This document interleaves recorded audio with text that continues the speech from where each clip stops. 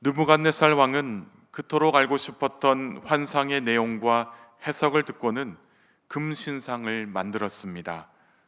오늘 본문의 금신상의 높이를 60규빗이라고 이야기하고 또 너비가 6규빗이라고 이야기하고 있습니다. 한 규빗이 45.6cm라고 보았을 때 이 금신상의 높이는 약 27m가 되고 또 너비는 2.7m가 됩니다. 그러니까 약 아파트의 9층 높이의 아주 큰 금신상이 그 평지에 세워진 것입니다. 그런데 다니엘이 환상에 대해서 이야기한 것은 이렇게 금신상을 만들라고 말한 것이 아니었습니다. 이 환상을 통해 보여주신 것은 이 하나님은 시간의 주인이시고 모든 나라는 하나님의 주권과 계획 안에 있다는 것을 이야기하고자 함이었습니다. 그래서 이 사람으로서 하나님 앞에 교만하게 살지 말라는 그런 이야기를 한 것입니다. 하지만 느부갓네살 왕은 이 환상을 통해 이 말씀하시는 하나님의 뜻보다는 자신의 의를 드러내기 위해서 금신상을 만들어냈습니다. 그리고 총독, 수령, 행정관 모사할 것 없이 바벨론에 있는 모든 관원들을 이 두라 평지로 불러 모았습니다. 그런 다음 이 만들어진 신상 앞에 서게 하여 악기 소리에 맞춰 신상에게 절하게 했습니다. 그리고는 만일에 절하지 않는다고 한다면 뜨거운 풀무불에 던지겠다, 이렇게 엄포를 놓았습니다. 이때를 노려 유다 사람들을 참소하는 갈대아 사람들이 있었습니다. 이 참소하다는 말의 뜻은 죄가 없는 사람을 마치 죄가 있는 것처럼 꾸며 그를 고발하는 것을 말합니다. 그러니까 유다 사람들은 죄가 없는데 마치 유다 사람들이 죄를 지은 것처럼 꾸며서 느부갓네살 왕에게 고발하는 것이 바로 있었다라는 것이죠. 이들이 바로 갈대아 사람들이었습니다. 죄 없는 유다 사람들을 고발하고자 느부갓네살을 찾은 갈대아 사람들은 유다 사람들 중에 몇 명이 신상에게 절하지 않았다라고 고발했습니다. 12절의 말씀을 우리가 함께 읽겠습니다. 이제 몇 유다 사람 사드락과 메삭과 아벳느고는 왕이 세워 바벨론 지방을 다스리게 하신 자이거늘 왕이여, 이 사람들이 왕을 높이지 아니하며 왕의 신들을 섬기지 아니하며 왕이 세우신 금신상에게 절하지 아니하나이다. 이 갈대아 사람들이 고발하고자 하는 유다 사람들의 이름이 나옵니다. 사드락과 메삭과 아벳느고라고 이야기하죠. 이들은 다니엘의 세 친구입니다. 다니엘의 세 친구의 바벨론식 이름입니다. 이 갈대아 사람들이 왕에게 따지듯이 묻습니다. 당신이 이들을 관직에 세웠는데 왜 당신을 높이지 않습니까? 이들이 왕의 신들을 섬기지도 않고 왕이 만든 신상에게도 절하지 않습니다. 이렇게 고발하는 것입니다. 어떻게 보면 이 왕이 내린 명령을 토대로 합법적으로 고발하는 것처럼 보입니다.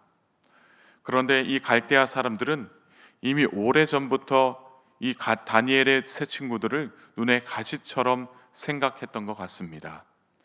그래서 그런지 늘 기회를 엿보며 어떻게 하면 유다 사람들이 왕의 눈밖에 나도록 할 수 있을까 하고 이 악한 일들을 도모했다라는 것입니다. 이 유다 사람들에게는 이 종교적인 신념이 굉장히 투철했기 때문에 이번이 그들을 몰아낼 수 있는 좋은 기회라고 여겼던 것 같습니다. 그래서 이렇게 갈대아 사람들이 이 참소해서 느부갓네살에게 이야기를 한 것이죠. 그 이야기를 듣고 느부갓네살은 굉장히 화가 났습니다. 이 13절에 기록된 내용을 보니까 느부갓네살 왕이 노하고 분하였다라고 말하고 있습니다. 여기서 노하고 분하다라는 말은 히브리어로 삐르가지 와하마라고 이야기하는데 이 참을 수 없을 정도로 너무 화가 난 상태를 이야기합니다. 너무 화가 나면요, 이 부들부들 떨 정도로 굉장히 이 마음속에서 이렇게 분노가 일어나는데, 이 얼굴까지 그 분노가 끌어올라와서 울그락불그락 하지 않습니까? 바로 그 상태가 되었다라는 것이죠. 이 분노하고 이 노하게 된 이 상태가 바로 이 느부갓네살의 지금 상태라는 것입니다. 너무나도 화가 난 나머지 당장에 다니엘의 세 친구들을 데려오라고 이야기합니다. 당장에 풀무불에 던져 넣을 정도로 화가 났다라는 것이죠. 그리고는 이 세 친구들이 느부갓네살 왕 앞으로 끌려오게 됩니다. 그리고 나서 14절에 이렇게 기록되어 있는데 제가 읽겠습니다. 느부갓네살이 그들에게 물어 이르되 사드락 메삭 아벳느고야, 너희가 내 신을 섬기지 아니하며 내가 세운 금신상에게 절하지 아니한다 하니 사실이냐? 극심하게 화가 난 상태인 것 치고는 이 느부갓네살 왕이 이성적으로 일을 처리하려고 애를 쓰는 것을 볼 수가 있습니다. 화가 극도로 나 있었기 때문에 보자마자 풀무불에 던져 넣을 것처럼 그렇게 이야기해 놓고서는 이들이 자신들 앞에 와 있을 때에는 그들을 회유하고자 했다라는 것입니다. 왜 그랬을까요? 이 화가 났지만 이 말로 설득하려고 했던 것을 보면 어쩌면 그 정도로 다니엘의 세 친구들이 왕에게 인정받고 있는 신하였다라는 그 사실을 우리가 알 수 있다는 것이죠. 그렇다고 해서 느부갓네살 입장에서는 모든 것들을 용납해 줄 수 있는 그 상황이 아니었습니다. 그래서 마치 마지막으로 인심을 쓰는 것처럼 말하여 좋게 넘어가 볼까라고 생각했던 것 같습니다. 지금까지 잘못한 부분에 대해서는 그냥 넘어가 줄 테니 앞으로 악기 소리가 나면 그 소리에 맞춰서 신상 앞에 엎드려 절할 수 있겠냐? 그렇게 묻는 것입니다. 그렇지 않고 앞으로 절하게 되면 너희를 풀무불에 던져 넣을 수밖에 없어. 너희를 내 손에 너희들을 내 손에서 건져낼 신이 누가 있겠느냐라고 말하면서 어떻게 보면 회유와 함께 협박에 가까운 수준으로 이야기를 하고 있습니다. 하지만 다니엘의 세 친구들은 이러한 부분을 그냥 넘어갈 수가 없었던 것 같습니다. 자신의 목숨보다도 더 지켜야 하는 것이 있었다라는 것이죠. 그것은 하나님 외에 다른 신을 섬기지 말라고 하는 그 하나님의 명령, 그 십계명을 버릴 수 없었다라는 것입니다. 그래서 새 친구들은 어떻게 말했을까요? 16절의 말씀을 우리가 함께 읽겠습니다. 사드락과 메삭과 아벳느고가 왕에게 대답하여 이르되 느부갓네살이여, 우리가 이 일에 대하여 왕에게 대답할 필요가 없나이다. 아멘. 사드락과 메삭과 아벳느고는 왕에게 대답했습니다. 왕이여, 우리가 이 일에 대하여 왕에게 대답할 필요가 없습니다. 대답할 필요가 전혀 없다라는 것이죠. 왕이 이렇게 우리를 회유하고자 하고 또 우리의 잘못을 용서하고자 하는 이 말을 듣고서 그렇게 따를 필요가 없다라는 이야기입니다. 이 사실을 보고서는 우리가 깨닫는 것이 있습니다. 우리도 이 세상 속에서 살아가면서 그리스도인으로서 반드시 지켜야 할 신앙적 책임들이 있다라는 것입니다. 그러나 우리가 이 신앙을 지키려고 하면 결국에는 세상에서 부딪힐 수밖에 없다라는 그 사실을 늘 기억해야 합니다. 우리가 신앙을 지키려고 할 때에 이 세상 안에서 그냥 편하게 살아가는 것이 아니라 부딪히는 점들이 있다라는 것이죠. 그때마다 우리는 이 세상과 신앙의 타협점을 찾으려고 힘을 쏟기보다는 신앙을 지키기 위해 더 이상 말할 필요 없다라고 선포해야 한다는 것입니다. 올바른 신앙을 갖기 위해서는 더 이상 말할 필요가 없는 것들이 있다라는 것이죠. 예를 들면요, 주일에 예배를 드리는 것과 주일에 여행을 가는 것, 하나님께서 주신 것에 대해서 우리가 11조 생활하는 것, 이 모든 것들은 다 말이 필요 없는 것들입니다. 하나님께서 우리에게 베풀어 주신 그 은혜를 따라서 하나님께 예배를 드리고 또 이것은 따로 모아서 하나님께 드리는 것, 이것은 다 우리가 말할 필요 없이 해야 한다라는 것입니다. 이 밖에도 하나님께서 우리에게 주신 그 은혜를 따라서 말할 필요 없이 우리가 순종하면서 그것을 따라해야 하는 것들이 있다라는 것입니다. 말이 필요 없는 것에 대해서는 스스로 결단을 해서 우리의 신앙을 지켜내야 한다는 것입니다. 결코 신앙과 이 세상이 말하는 것들의 타협점을 찾아서는 안 된다는 것이죠. 반드시 신앙을 지켜야 한다는 것입니다. 목숨이 달린 일인데 왕의 말을 들어야 살지 않겠습니까? 생명은 연장될 수 있어도 하나님의 백성으로서 살 수 없게 된다는 것을 우리는 잊지 말아야 한다는 것이죠. 이 질문 앞에서 우리는 늘 하나님의 백성으로서 살아가고자 해야 한다는 것입니다.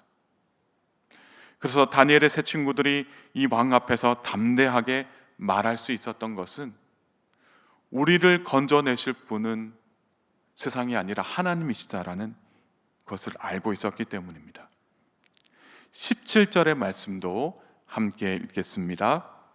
왕이여, 우리가 섬기는 하나님이 계시다면 우리를 맹렬히 타는 풀무불 가운데서 능히 건져내시겠고 왕의 손에서도 건져내시리이다.